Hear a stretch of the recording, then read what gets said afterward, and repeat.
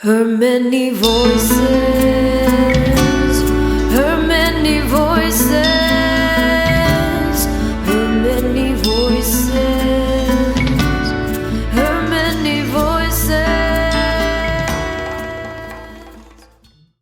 There's a lot of edible flower out there. A lot of people don't know. And some people, you know, they'll get their food, their plate is delivered to them, presented to them, and then they pull the little flowers off the salad or off the side of the meal, not realizing this is something that you can ingest. And it has given its life to sustain yours. So I would suggest that you do that. You say thank you and consume. Brooke, it is so good to see your face, honey. I want to thank you from the bottom of my heart. I'm glad you're here. Is Desireee joining us as well, or is it just going to be you? Desiree's joining us. Oh, good. Okay. All right. So Brooke Rodriguez, she is one of the co-founders of First Foods, and she's on the East Coast in New York. She's my New York Taino girl. And Desireee is going to be coming in from the West Coast. And, you know, Aisla had asked me, how do we know each other? And I couldn't even say the exact moment. I just know that I completely fell in love with both of you guys and the work that you do and how you walk in this world and the spirit, the space that you carry for others. So I want to thank you for that. Do you remember when we first met? I know it's through Desireee, but I don't even remember that connection from speaking of Desireee. Hello, Mijuxis. Oh, beautiful. How are you? Doing well. Thanks for having us. I'm so glad you're both here. I was just asking Brooke because Aisla had asked, you know, how did we meet? And I couldn't remember that initial moment. And I don't know if it was through Indigenous Peoples Day or if it was something else. I just know that we made this connection and I'm very grateful for it. Yeah. So. You two are certainly cut from the same cloth. It's a wonderful cloth to be cut from. Well, Brooke and I are both little twins, okay? So we've got that going on for us. Which I feel for you and Aisla, because oftentimes that means you got some stubborn people that you got to really work with. And you're very patient and you know how to handle us. So that's a good thing. Would you agree, Brooke? Yes, 100%. I would agree. Okay. All right. Well, ladies, I don't want to hold you up on my end. I know that you had a video that you wanted to share as well as doing a presentation. So what would you like to start with first? The video. The video. Okay. Please. All right.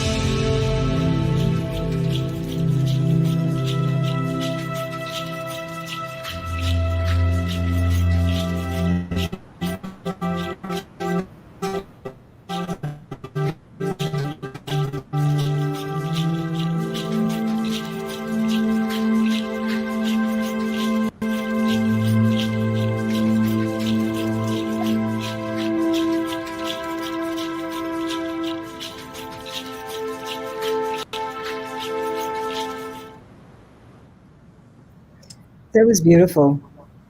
Brooke is an amazing, amazing editor and creative.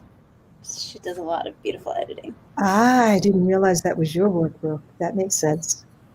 Yeah. Thanks. Yeah. I don't like to take the credit, though. I feel like it's a collective. Everything we do is collective, is it not? Yes, 100%. I know I might put my name on something, but it's not because it was just me solo. It could have been something my big sister whispered to me 20 years ago, or something. It's a collective. We do nothing alone in this world.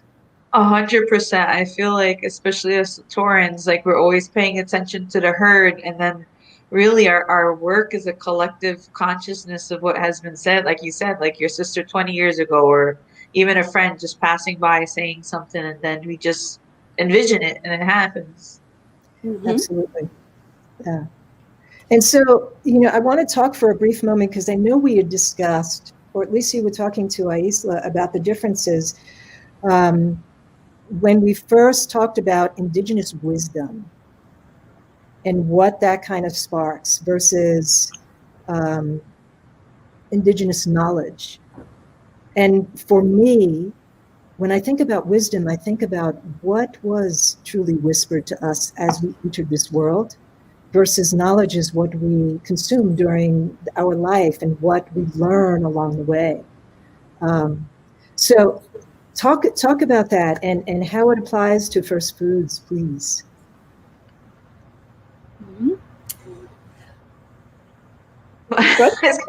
Okay, I'll go first. We're so Indian, we're just like, oh, who goes first? But yeah, so I think with indigenous wisdom and indigenous knowledge, like how I've always thought wisdom is something that you gain from elders and being around elders and in community. Um, Unfortunately, though, a lot of non-native institutions kind of see indigenous wisdom as something that is just oral tradition and therefore based in myth and not fact. And they don't take us seriously because of those things. So, and even legally, sometimes it has a stipulation where it's not seen as real or authentic, or in the land of mythology, which I think is really sad because we don't see ourselves that way, right? We know that our elders are wise and they've been here a lot longer than us, and our traditionalists and our doulas and our matriarchs and the community have knowledge, and so for us, like, I sometimes use it interchangeably, but I understand it depends on who I'm talking to and the bias around indigenous knowledge and indigenous wisdom. Um, but with First Foods, I think for us, indigenous wisdom and knowledge is really rooted in our ancestral ways and our traditions, that directly come and stem from being in proximity with land culture, with the environment. Like our cultures are not just cultures that are just, superficial. Our cultures stem from a long relationship with mitigating, resources, land, and spirit in the territories we come from.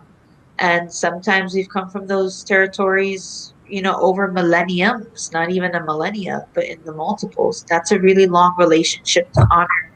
And so I feel like with our truths and with our facts and our knowledge and our traditions, when it comes to our wisdom, it's really rooted in our ancestors that maintain that relationship so that we can, have also a relationship with the land. Now, you're Taino. Where are your people from originally? I know that my father's side of the family, they're Cuban. And Taino peoples are throughout the Caribbean.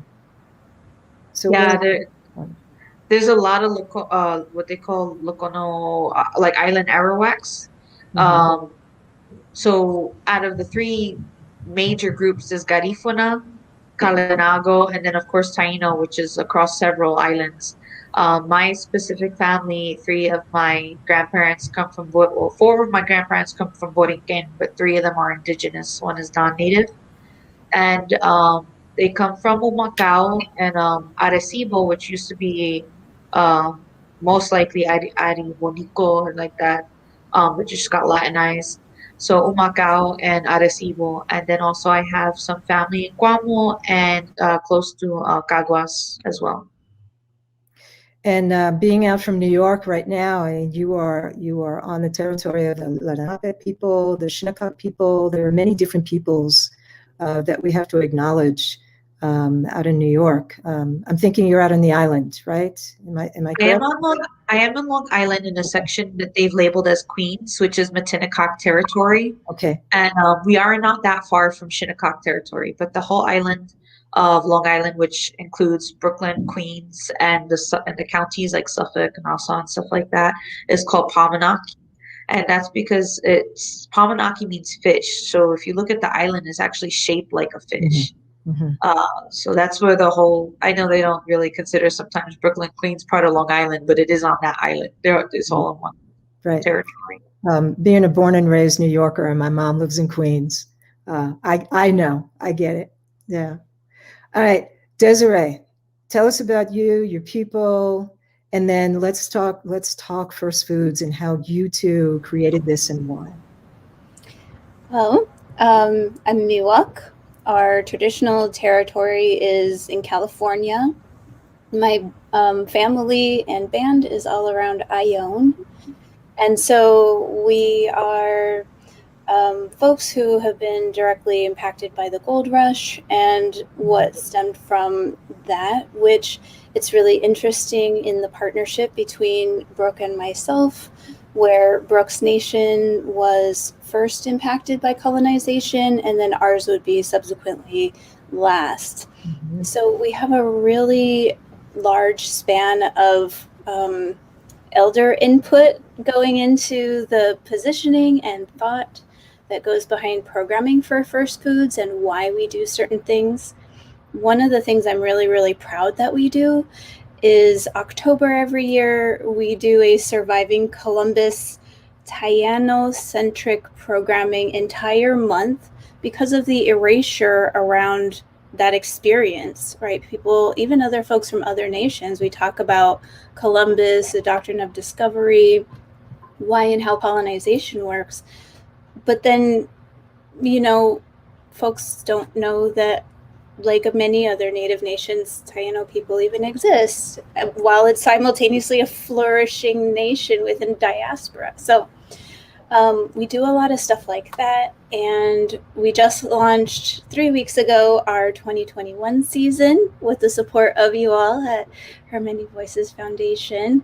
And we have an entire year again of programming by and for Indigenous people and our allies who are ready for a new day for old ways, which means we talk about food sovereignty, land access, and our class participants can really engage in a way that is trying to bridge traditional knowledge with and wisdom with the urban experience, which often there's a bit of a divide there as people have been forcibly relocated, migrated, all of those things. So yeah, that's who I am. I co-host the program with Brooke, but for all purposes, First Foods is Brooke's brainchild, and I'm just on board and really love to be a part of it. It's got me all motivated. I've got my little mobile garden now outside my patio because participating with First Foods has just been super rewarding. So,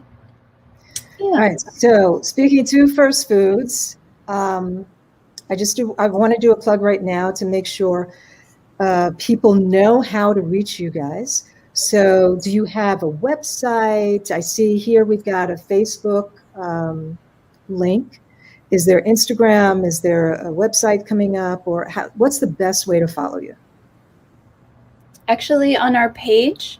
So that link that's there is our group.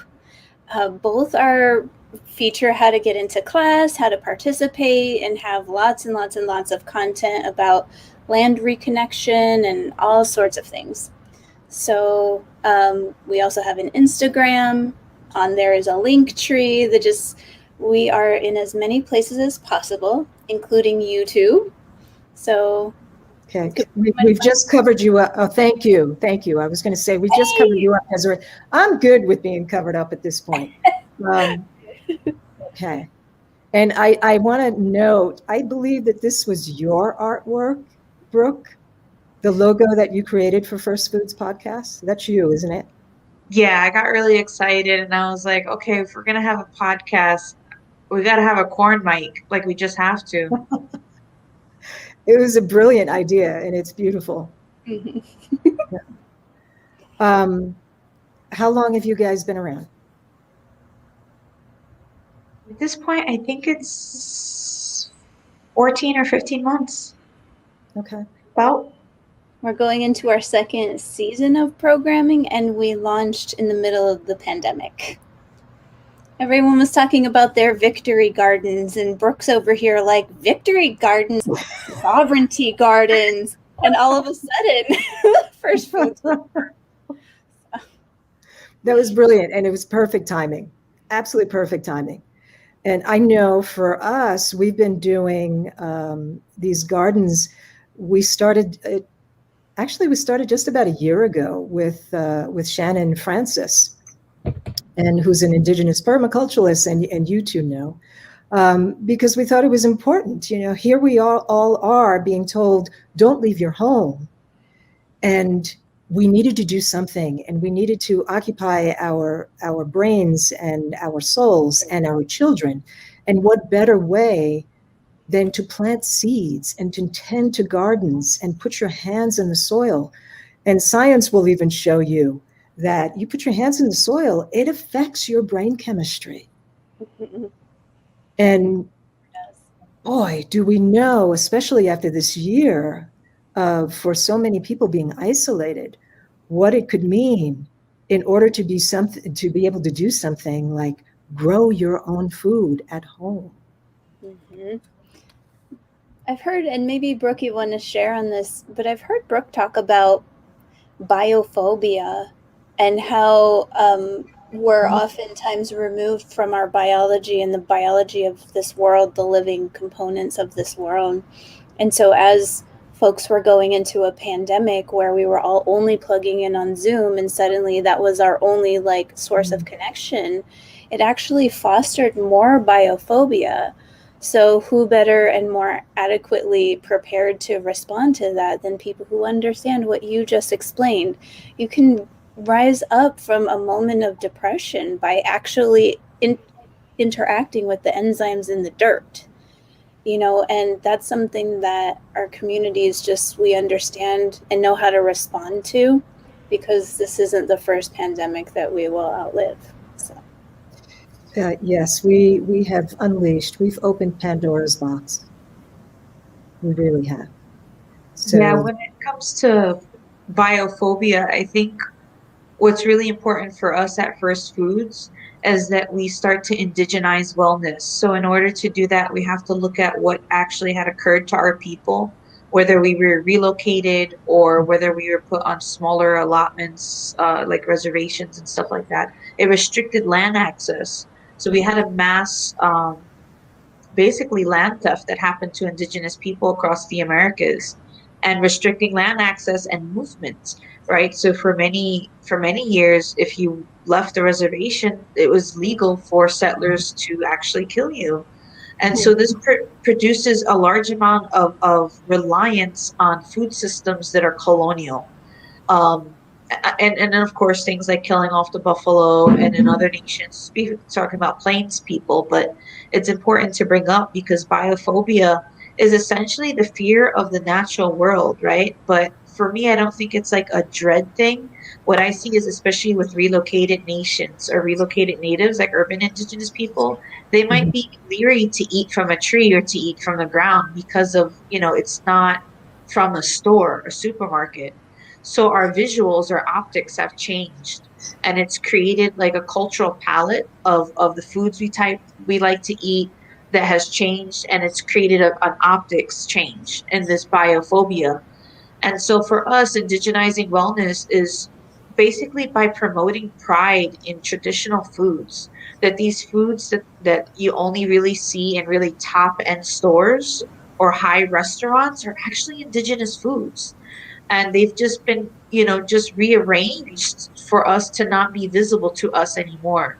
So to kind of remove that layer of invisibility and be like, hey, these are traditional foods that kept us alive for literally tens of thousands of years, and be pride and have pride in that. And what we found most in the program with the participants is once they start to equate traditional plant foods or even, a hunting of different tree meats and things like that seasonal foods, they start to get a spark. So even people who, let's say, are very, very picky, they might be like, you know what? That's from I remember like my grandparents using that. I Mhm. remember the smells, and it's from my territory. It's traditional. I'm gonna try it. I'm gonna try working with it. And so we've seen an increase in actually like, enthusiasm to go and try or even forage. Foraging was like a big hurdle for a lot of people to get over because of the biophobia and because of, basically the US policies of implementing basically land restrictions and privatizing land and enforcing police against indigenous people to kind of forage in their own territories for a really, really long time.